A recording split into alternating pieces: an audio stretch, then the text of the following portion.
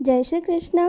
बातें धर्म के चैनल पर आप सभी का पुनः हार्दिक स्वागत है। तो मित्रों, पुरुषोत्तम मास अधिक मास की कथा श्रवण का भी अत्यधिक महत्व है, ये तो हम सभी जान ही गए हैं। साथ ही साथ एक और महत्व, दीपदान का भी अत्यधिक महत्व होता है पुरुषोत्तम मास में। अगर आपने अभी तक मेरे चैनल को सब्सक्राइब, लाइक एंड शेयर नहीं किया है तो प्लीज़ आप मेरे चैनल को लाइक, शेयर एंड सब्सक्राइब करें।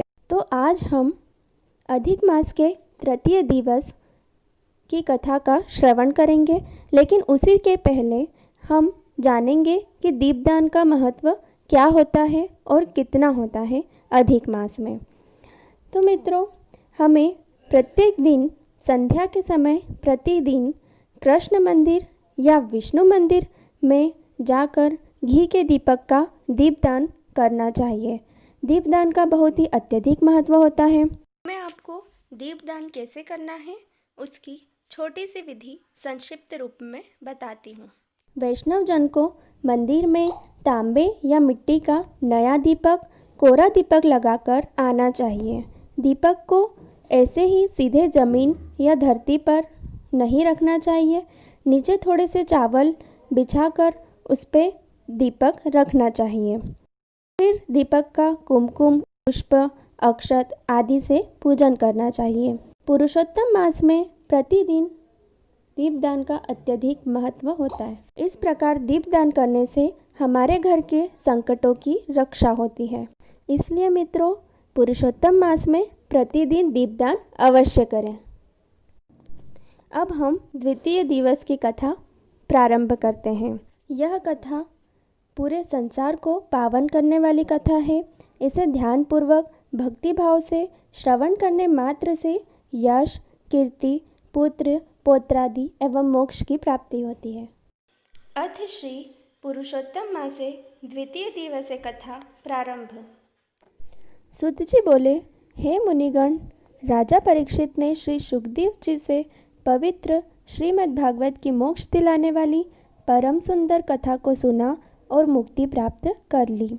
उसी कथा का श्रवण कर मैं यहाँ आप लोगों के निकट आया हूँ। यह सुन ऋषि बोले, हे सूत जी, आप अन्य सभी कथाओं को छोड़कर हमें वेद व्यास जी के श्रीमुख से सुनी हुई पवित्र कथा को ही सुनाने की कृपा करें। सूत जी बोले, ऋषियों, मैं आपको श्री व्यास जी से सुनी उस कथा को सुनाता हूँ। एक समय श्री नारद जी भगवान नारायण के निवास स्थलों पर जा पहुँचे। नारद जी ने भगवान नारायण को साष्टांग दंडवत कर देवों के देव नारायण को हाथ जोड़कर स्तुति कर कहा, हे देवाधिदेव, जगत के स्वामी, कृपा सिंधु, सरितपते, आप सत्यवती हो। आप ही सत्य और सत्य का सार रूप सत्य से उत्पन्न हो। कुटुंब और मोह में फंसे रहने वालों के हित के लिए मुझको कोई ऐसा विचार बतलाइए जिससे मेरा और उन आसक्त प्राणियों का उपकार हो सके।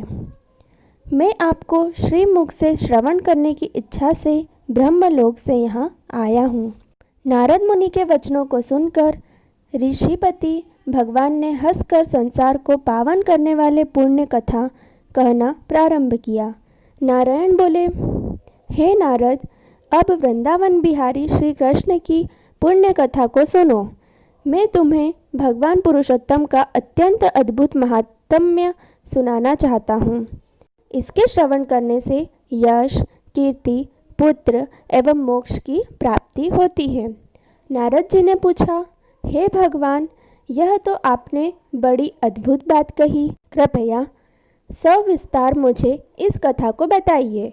सूत जी कहने लगे कि हे मुनिगण, नारायण भगवान नारद जी के वचन सुनकर घड़ी भर मन को एकाग्र करने के पश्चात पुरुषोत्तम देव के विषय में बतलाने लगे। उन्होंने बताया कि पुरुषोत्तम नामक एक मास है जिसके स्वामी पुरुषोत्तम हैं। इसका व्रत करने से पुरुषोत्तम भगवान प्रसन्न होते हैं। नारद जी बोले, मैंने स्वामियों सहित चैत्रादि मासों के महात्म्यों को तो सुना है, किंतु हे प्रभु, यह पुरुषोत्तम मास कभी सुना नहीं। सो कृपया मुझे यह बतलाइए कि यह पुरुषोत्तम मास क्या है।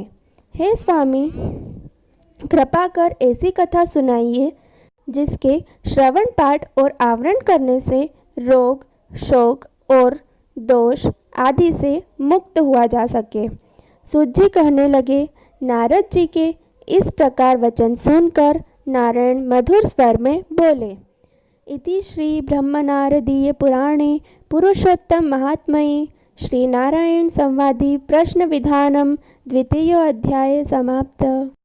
द्वितीय दिवस का दान दूज की तिथि को कांसे के पात्र में सोना रखकर दान किया जाता है। जी हाँ मित्रों, हमें कांसे का पात्र लेना है, उसमें स्वर्ण का कुछ भी रखकर दान कर सकते हैं।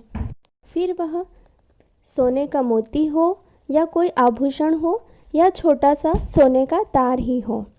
हमसे श्रद्धा अनुसार जितना भी हो सके हमें स्वर्ण दान करना है। अगर हम वह भी नहीं कर सके तो हमें कांसे के पात्र में कोई भी पीला अनाज दान करना है। तो आज की हमारी कथा और दान का श्रवण हमने कर लिया है। तो मित्रों, अगर आपने अभी तक मेरे चैनल को बातें धर्म की को अभी तक शेयर, लाइक एंड सब्सक्राइब नहीं किया है तो जल्दी करें। साथ ही बेल आइकॉन बटन को दबाना भी ना भूलें, जिससे आपको अधिक मास की कथा जल्दी से जल्दी मिल सके। ओम नमो भगवते वासुदेवाय।